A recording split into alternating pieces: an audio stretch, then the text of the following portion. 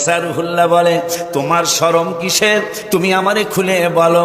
তুমি বড় বাহাদুরি করেছিলে, বড় বাহাদুরি দেখাইছিলে যে তোমারে ধরতে গেলে একটা সবল মাইরা তুমি শেষ করে দিবে, কিন্তু তুমি শেষ করতে পারো নাই, বরঞ্চ তুমি অ্যারেস্ট হয়ে গেছো সাপড়ির হাতে। কেমনে হইলা? কয় হুজুর লজ্জা শরমের কথা কি বলবো।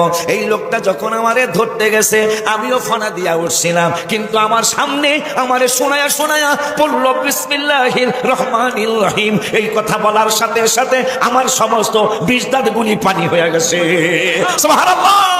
ঈসা রুহুল্লাহ আওয়ালি কান্দার নয়ন বেড়াবো বাসার সামনে দিয়ে যাইতেছে ঈসা নবী, আর এক সাপুরিয়া বেড়ায় অনেক সাপ ধরতে পারে, সে সাপ ধরে। সাপ ধরা অবস্থায় একটা বিষাক্ত সাপ ঈসা নবীরে বলতেছে, হুজুর, ওগো আল্লাহর নবী রুহুল্লাহ, আপনি একটু এই সাপুরিয়ারে কন, আমার কিন্তু অনেক বিষ দাঁত, আমি যদি কোন রকম, আমার বেশি জোরে কামড় দেওয়া লাগবো না, কোন রকম যদি আমি একটা সবল মারি, এই ওখানেই শেষ, আমারে যেন ধরতে না আসে। তো ঈসা রুহুল্লাহ বলে, এই তাজউদ্দিন বেড়া, তুমি সাপ ধরো। সাপ ধরো নি তুমি? সাপ ধরো, একটা সাপ উড়ে, সব সাপ ধরছো, কিন্তু এই সাপটারে তুমি ধরতে যাও না, সে কিন্তু মারাত্মক বিষ দাঁতের সাপ, তুমি তার কাছে যাও না। এই পাগলা কয়, এইটাই আগে ধরো, এইটাই আগে ধর্ম।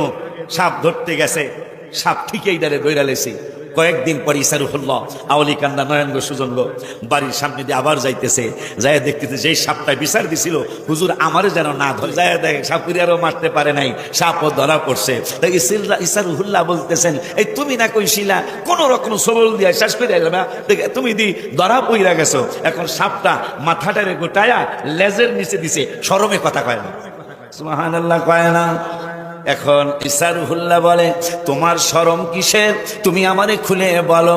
তুমি বড় বাহাদুরি করেছিলে, বড় বাহাদুরি দেখাইছিলে যে তোমারে ধরতে গেলে একটা সবল মাইরা তুমি শেষ করে দিবে, কিন্তু তুমি শেষ করতে পারো নাই, বরঞ্চ তুমি অ্যারেস্ট হয়ে গেছো সাপড়ির হাতে। কেমনে হইলা? কয় হুজুর লজ্জা শরমের কথা কি বলবো। এই লোকটা যখন আমারে ধরতে গেছে আমিও ফানা দিয়া উঠছিলাম, কিন্তু আমার সামনে আমারে শোনায়া শোনায়া পড়ল বিসমিল্লাহির রহমানির রহিম। এই কথা বলার সাথে সাথে আমার সমস্ত বিষ দাঁত গুলি পানি হয়ে গেছে। সুবহানাল্লাহ। এই একটা কথা যদি মনে রাখতে পারেন, আমার আওয়ালি কান্না জিন্নুরান সুন্নিয়া ওয়ালিয়া সুন্নিয়া মডেল মাদ্রাসার মাহফিলে আসা আমার সার্থক হবে। আমিন কন্যা বেড়া। প্রত্যেকটা কাজ বিসমিল্লাহির রহমানির রহিম বলে শুরু করবেন। ওই আল্লাহ সুবহানাহু ওয়া তাআলা বিসমিল্লাহির রহমানির রহিমের মধ্যে 19টা অক্ষর রেখেছেন। জাহান্নামের দারোগাও 19 জন। দারোগাও কয়জন? জাহান্নামের দারোগাও 19 জন। এই 19 জন দারোগা আপনার বশীভূত হয়ে যাবে যদি আপনি প্রত্যেকটা কাজ বিসমিল্লাহির রহমানির রহিম বলে করেন। আমিন কন্যা জোরে।